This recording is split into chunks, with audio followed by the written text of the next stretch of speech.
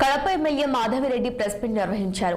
రామ్మూర్తి నాయుడు మృతి పట్ల సంతాపం వ్యక్తం చేస్తున్నారని, ఆయన మరణం తెలుగుదేశం పార్టీని బాధకు గురి చేసిందని మాధవిరెడ్డి అన్నారు. ముఖ్యమంత్రి చంద్రబాబు విప్ బాధ్యతలు ఆమెకు అప్పగించారని, ఎంత బరువైనా పూర్తి సామర్థ్యంతో పనిచేస్తారని తెలిపారు.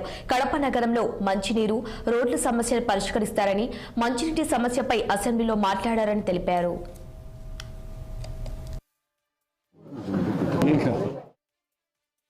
కానీ కడపలో సమస్యలు కోకొల్లలు. ఈరోజు కడపలో దాదాపు 20% గృహాలకి ఇంకా మంచినీళ్ళ కనెక్షన్స్ లేవు.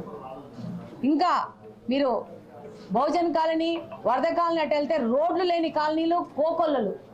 చలమారెడ్డి పల్లెలండి, ఇటువైపు రూకన్ పల్లెలండి, ఇటువైపు చోటుపల్లెలండి, ఎన్నో సమస్యలతో మన కడప సతమతం అవుతుంది. కార్పొరేషన్ 20 సంవత్సరాల నుంచి కార్పొరేషన్గా ఏర్పడింది.